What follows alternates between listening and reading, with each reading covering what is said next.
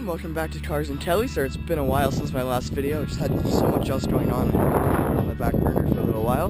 Today we're back with a review of this fantastic car, the 2008 Honda Fit base model. Now don't worry, there will be many more videos of my Miata coming soon, which is obviously the main car on this channel, but wanted to step back and look at some other cars too, just for comparison's sake. And while no, it's not a direct comparison, obviously, with my Miata, which is a very different category of cars, it's still interesting to see how cars have changed over that 8-year period from 2000 to 2008. So we'll start with the appearance, which is striking.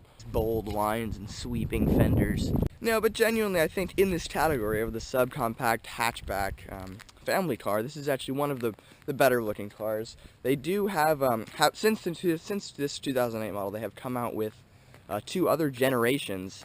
I think neither of which look quite as kind of simple or as nice as this one. And yes, this is the base model. I think the sport model looks even better than this one, has some nice... Thanks! Anyways, this is only the base model. I think the sport model does look a little bit better. Has a nice little spoiler on the back for downforce, of course, and some nice alloy wheels that definitely look a lot better on any car instead of these Steelies. But even still, you know, I think this car in its category looks not too bad and has aged pretty well considering how basic of a car it is. Now, of course, customers seeking this kind of vehicle will have their priorities of what they're looking for, and it will not be things like handling and speed or looks or anything fun like that. It'll be more mundane aspects of driving, like gas mileage and reliability, practicality. But I'll focus on both of those things for this video just to make it more fun. So speaking of practicality, this car is actually very practical. The trunk is quite large, and the rear seats can be folded down to have even more space in the back. The rear seats can also be folded up like this to make a different kind of luggage or cargo configuration, if you will. So it's very practical for its size, considering it's a very small car. You can fit lots of things, lots of people in here. And the visibility is quite good through this large rear window. Not too many blind spots, not too many big pillars. Pretty easy to drive as well. Now, rear seat legroom, obviously not as nice as a full-size sedan or any sort of luxury vehicle, but it's certainly not bad at all. Again, a lot of the practicality aspects of this car are very good considering its small exterior size. The interior is quite spacious. As you'll see, I'm a small person, that needs to be said, but even still, I have a decent amount of legroom right here to move around. While we're on the inside of the car, I'll just talk about the interior of the car in general. I do appreciate these cup holders they have here on the back, one on each side. A good design right by here by the armrest for the back, the rear seat passengers, as well as this one right here. Although I will say these cup holders, this one in the center is a little small to fit the average beverage. Still appreciated nonetheless. We have this nice pocket here on the back of the passenger seat, which for some reason is not here on the driver's seat. That's fine, you know, just choose your seat wisely. Not too much else going on here in the back. Got a little very small and impractical cubby here. The power window switch does have power windows, so you know that's a plus. So I'll get here into the passenger side door. The front is really not much to talk about either, but you do get a little more legroom here as well. You have some vents up here, a larger cubby down here, some speakers that are pretty awful, and then a glove box right here with room for all of your official paperwork. Got 2 more cup holders up here that are placed pretty well in front of the shifter. Far better placed, I will say, than my Mazda Miata, which cup holders are in the absolute worst place possible, right below the shifter. Maybe I'll make a whole nother video about that separately because it just bothers me so much. But anyway, these cup holders are well placed, as well as this power outlet right here, another cubby right here. This center part of the car is designed fairly well, even though it's pretty basic. It's very small, strangely sized cubby right here, as well as this handbrake for those ripping e-brake turns, of course. Holding down these sun visors, which one of them has broke, as you can nicely see. We have a mirror on the driver's side, but not on the passenger side, so again, choose your seat wisely. And there's no sunglass holder right there, so sorry. I would say we are adequately reminded of how spacious and practical this vehicle is with the Fit lettering all over the car. Now, climbing into the driver's seat, and this is where all the fun happens. Decently spacious in here. I have a few more controls, obviously being the driver here. You got all 4 window controls. You have a lock, a child lock, the mirror controls, all of your regular controls here, but nothing feels too quality, you know, all kind of hard plastic, pretty cheap, but to be expected from the price point, so, you know, nothing wrong with that. One thing that bothers me quite a bit in this car is the aux jack, or lack thereof. Now if you notice down here, there is a little cutout. This is where the aux jack is in fact present on the sport model of this car. That's what this button is for selecting that. But, as you also notice, there is in fact no aux jack here, so this button is just a constant reminder of how you bought the wrong car. I love car alarms.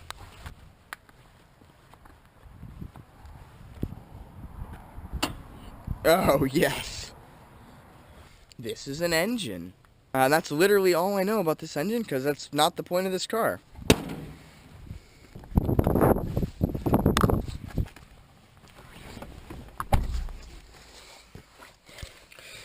Alright, let's get to the fun part, the driving experience. The first thing I notice when I start driving this car, at least compared to my Miata, is how refined it is comparatively. There's no convertible noise, none of that excess wind coming in or road noise. It's quite refined and quiet. I don't much like the fairing of the steering wheel. It has kind of a ribbed, bumpy, cheap plastic feeling that I'm not a fan of.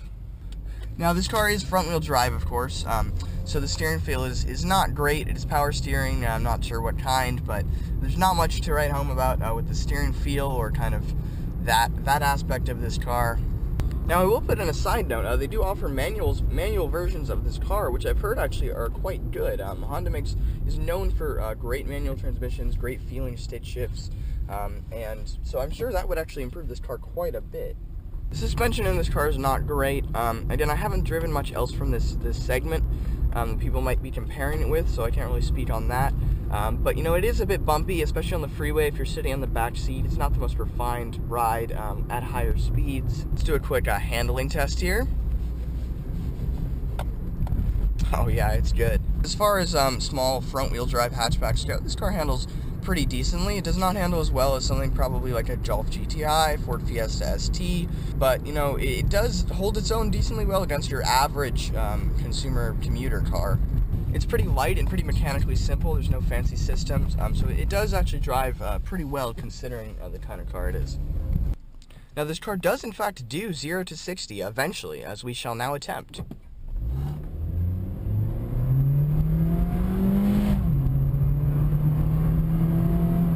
Oh, that was 37. It genuinely hurts to rev this car out, because it feels like it's literally the last thing it wants to do. The only way that this car will shift past about, I don't know, 3,000 or 4,000 is if you absolutely floor it in a straight line and immediately regret it. It's possible the Nimble Sport model or the Nachi manual transmission model have a slightly better 0 to 60 times, but really don't be expecting to set any lap times with this car here. So on that great note, I think it's time to conclude this review. Now, to be honest for a second, this car is actually quite good. As a regular car, it does a great job of being practical, being good on gas, being cheap, being reliable, while having kind of everything you could ask from the interior. No, it's not fancy, it's not luxurious, it's not fast, it doesn't really excel at anything. It's good enough at everything, so it doesn't feel like you're really missing anything. These first generation fits, which I still believe are the best looking and kind of simplest, nicest Honda fits they've made so far, can be had pretty cheap at this point, like 9 years later. So I do think they actually are great value.